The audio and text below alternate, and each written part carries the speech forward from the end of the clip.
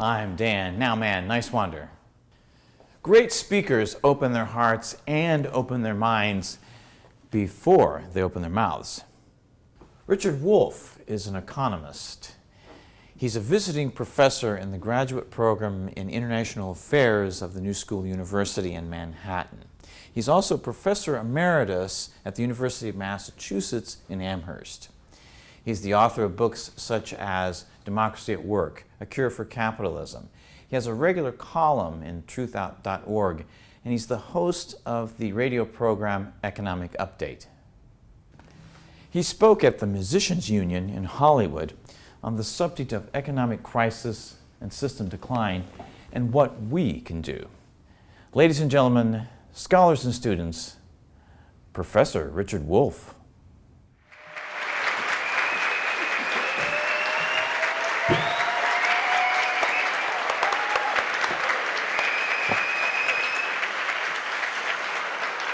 Thank you. Thank you, all of you, for coming. It's a little bit overwhelming, flattering, honoring that so many of you came out. But before I say what I'm here to say, I want you to enjoy with me the fact that every seat in this room and in the room behind is full.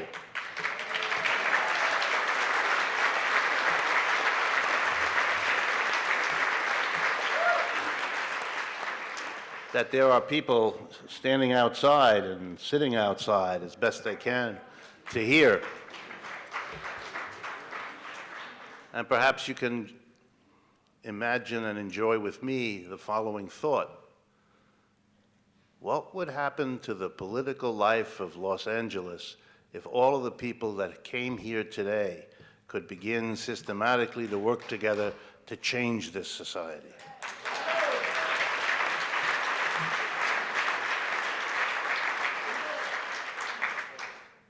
I live in New York City. I came out a week ago to give talks, 4 of them.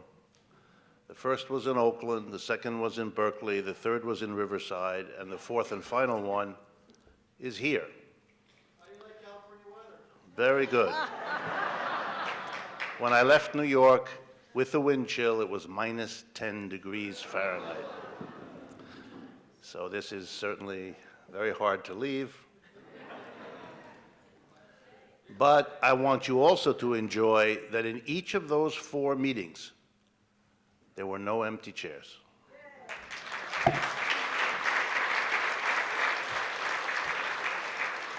And they were very different. It was a local citizens group in Oakland.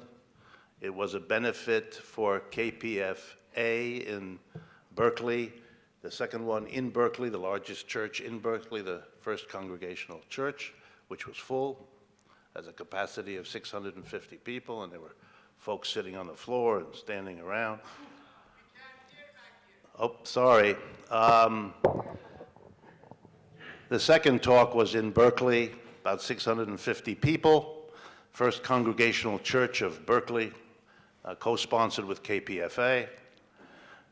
3 days ago, I spoke to another packed hall at the University of California in Riverside, and now this. So I want to ask you the question that's in my mind. I have been a critic of capitalism in ways you're about to tour with me for many, many years. And for most of that time, nothing remotely like what's happening now ever happened before. And that includes the 1960s, when I was a student. Something very, very profound is changing in the United States, where voices like mine are drawing audiences like this. I'd love to think, for my own ego gratification, that it's me, but I know it isn't. Because it is the same song that I've been singing. I update it, I jazz it up a bit, but it's the same song. So the reason there are all these people is the change is in you. The change is in the society. Suddenly, all of this stuff is urgently important to people. It's absolutely remarkable to me, and I want you to share, as I do, an enormous sense of power and potential. The attention in the society may go to the Tea Party, but the changes that I've experienced traveling across the country, as I do a lot now, is one event like this after another. And when that goes on for a year or two, as it has, you know something very big is happening. So I think before we even begin the tour of what's amiss with capitalism and where we stand today, you should stop and enjoy, as I do, the enormous sense that we are at a turning point and that the people of the United States are going to surprise an awful lot of folks, both here and abroad, with the shift and the change that is now well underway, and of which Occupy was just one momentary explosion, and there will be others with the same or other names, because the movement in that direction now is too big, involves too many people across too many states to be considered anything other than epoch-making kind of change. Okay.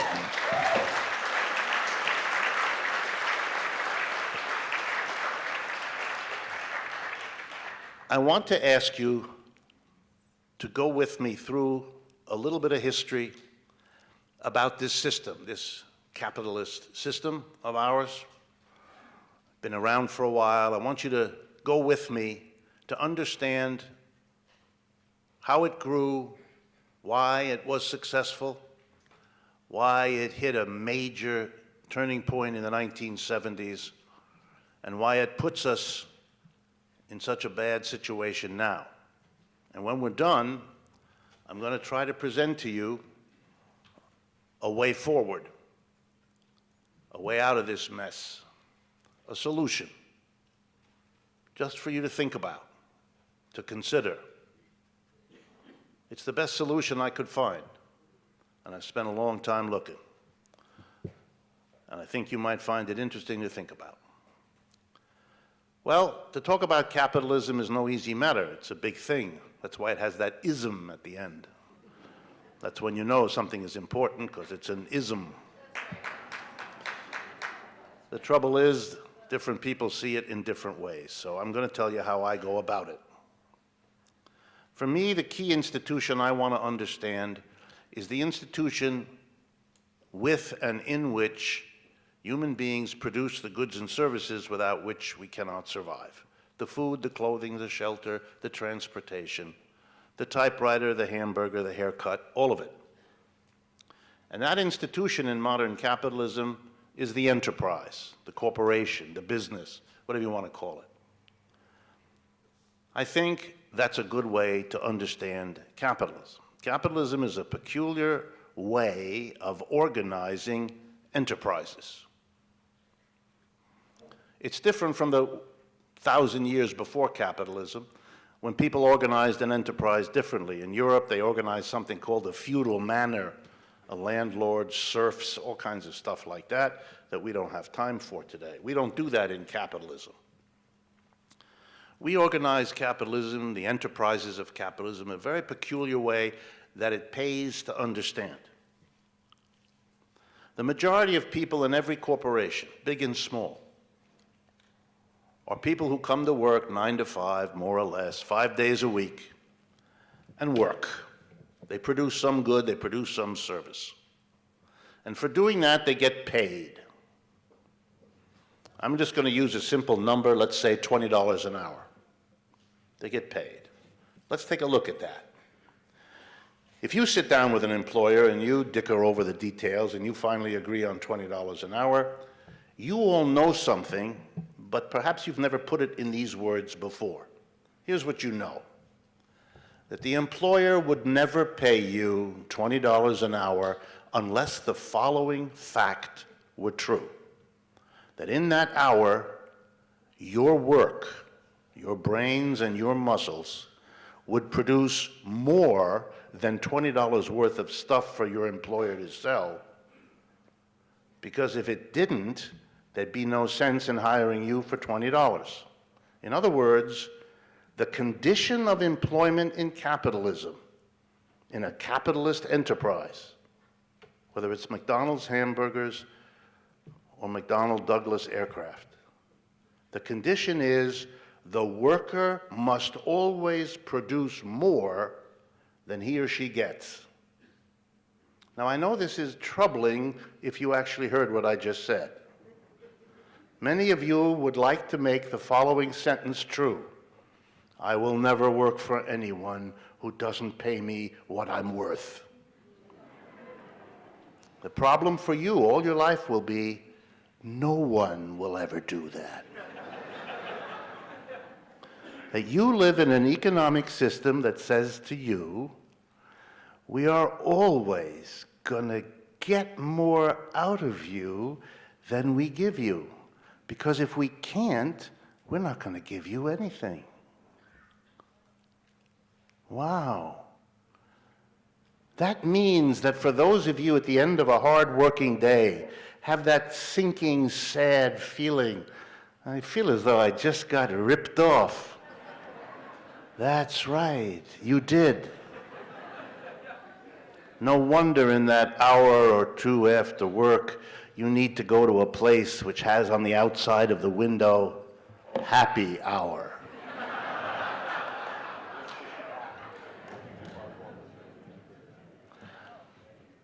You ever wonder why they call it happy hour? Do you ever allow yourself to think what that says about all the hours before that?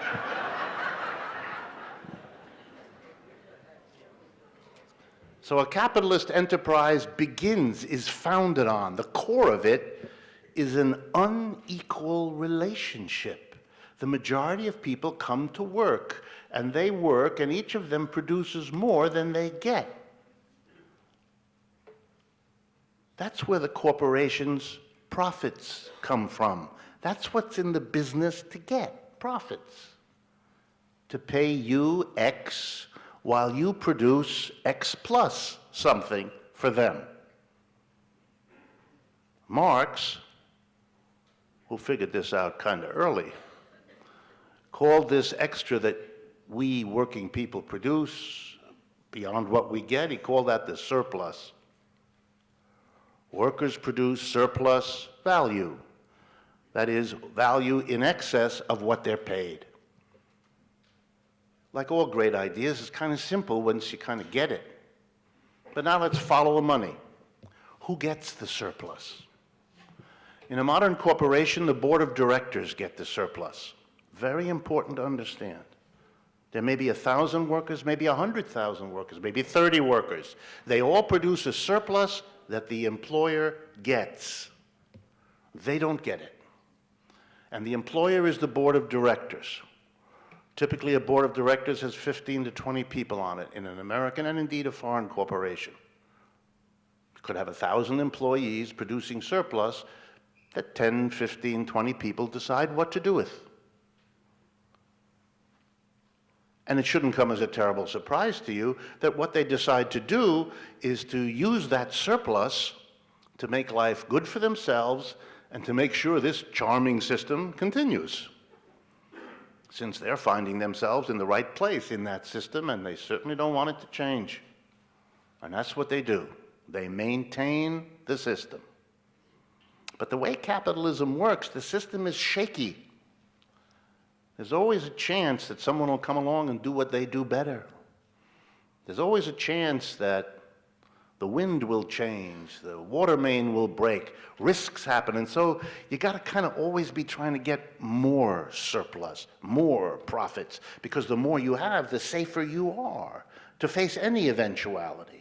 It's built into the system that the capitalist's anxiety about keeping his or her hands on that surplus means you got to use the surplus to build your company to get more surplus and therefore become safer. And so the system has built into it not just the need to get as much surplus as possible, but to grow the enterprise, to build it out. Because if you don't, you risk collapse, disaster. You disappear. It's urgent. Capitalism has built into it an urgent anxiety. Employers have lots of heart attacks. I want you to feel for the employers. Well, they too are, in a peculiar way, victims of this system. They're compelled to do this. Why do I focus on that? Because I want to take you through an analysis of capitalism's rise and its current decline through the lens of this enterprise.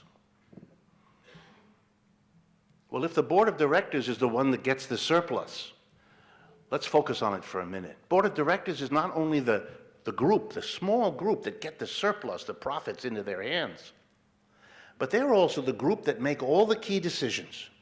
Really interesting. They decide where production will occur. They decide what will be produced, what goods and services will be produced. They decide what technology will be used. How do we make these things?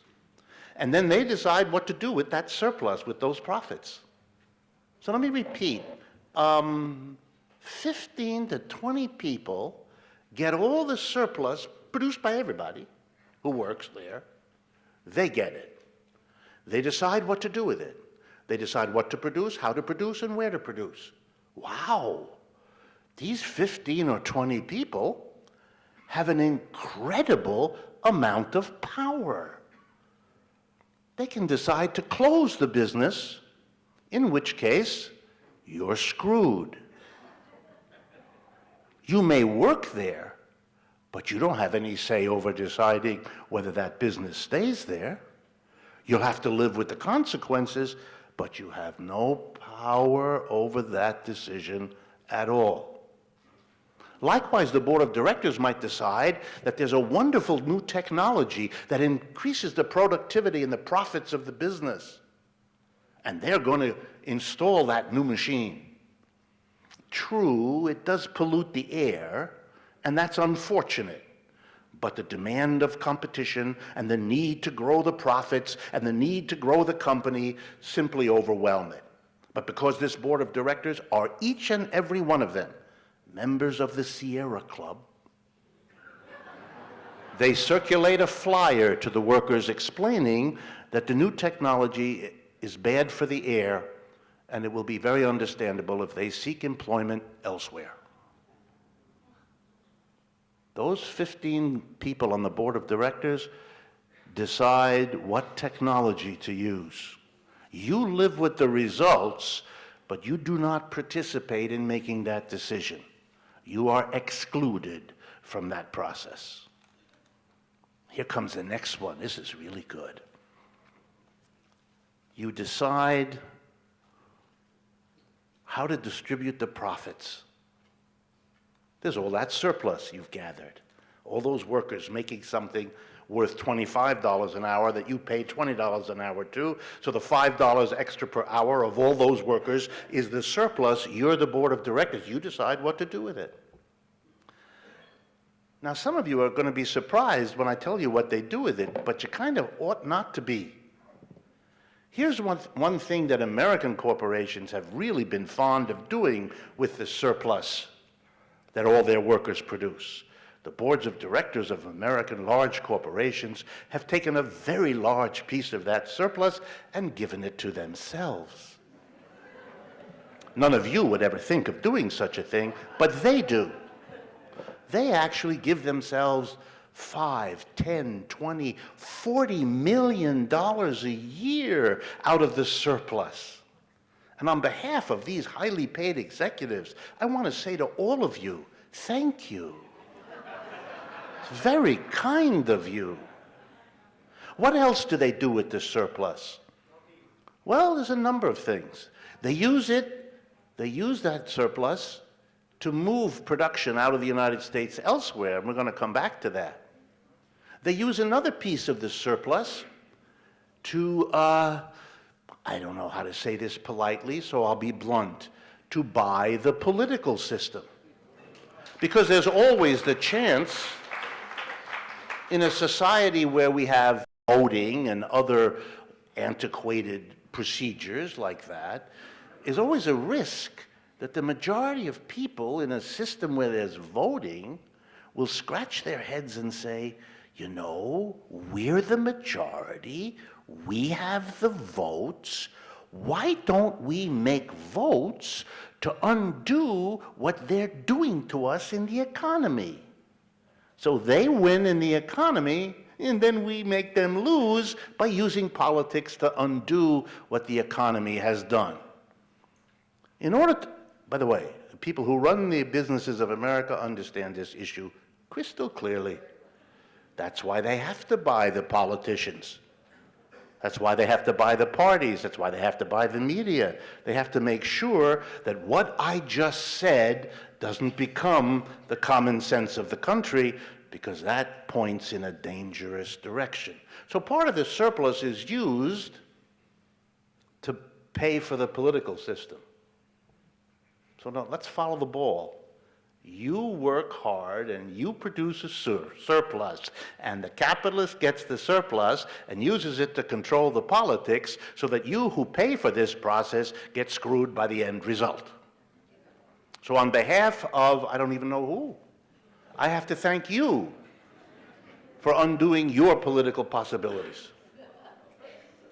Now that may be depressing to face your own complicity, but the flip side of facing your own complicity is to imagine what would happen if you withdraw your complicity.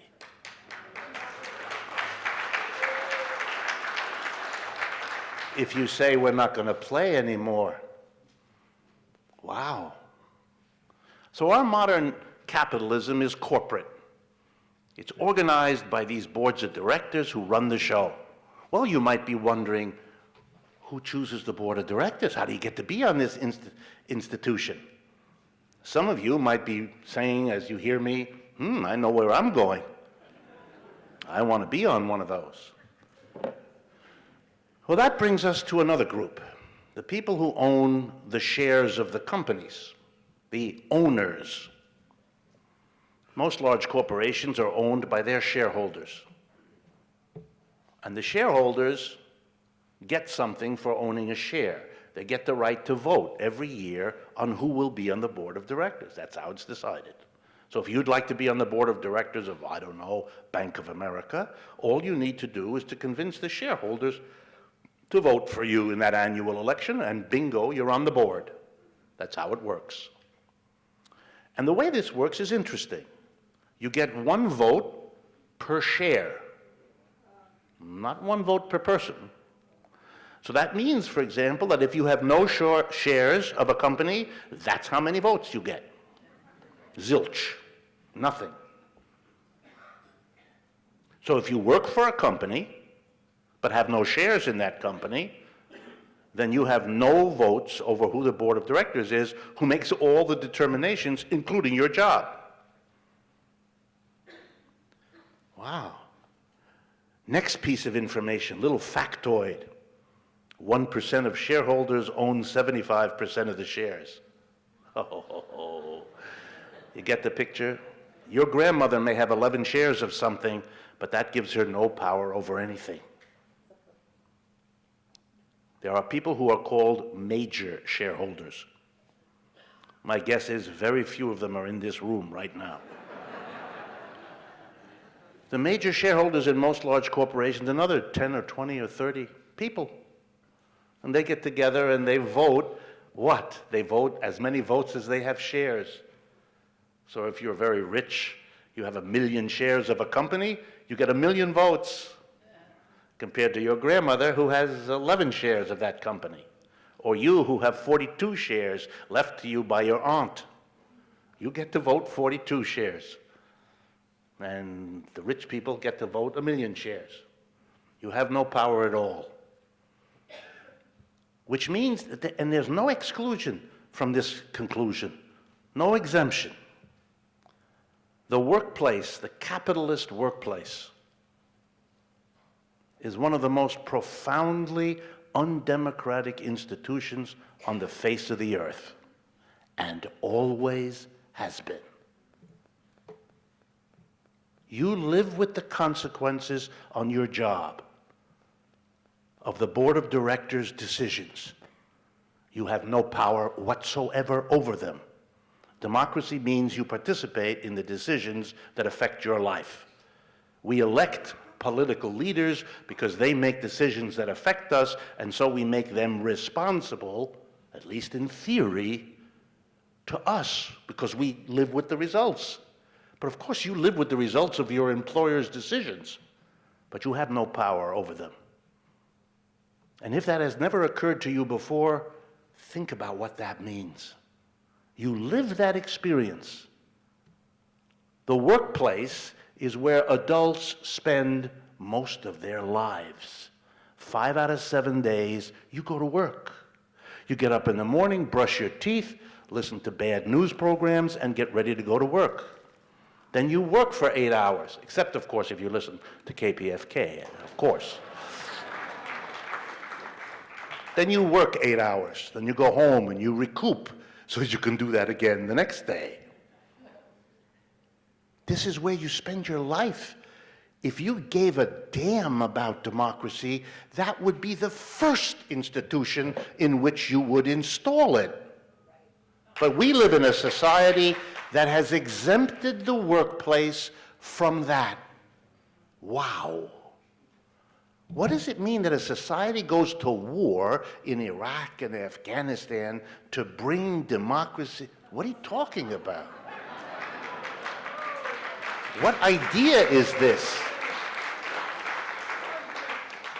You want to bring them the benefits of working in an institution where they have absolutely no participation in reaching all of the basic decisions upon which their lives depend. You're not bringing them democracy. You're bringing the American capitalist system. It's not democratic, and it never was. And we're going to come back at the end and see what that means. But keep all this in your mind as we now turn and look at the rise and the decline of capitalism. I hope you enjoyed part 1 of our series with Professor Richard Wolff. This is Dan Nowman Nice Wonder. We'll see you next time.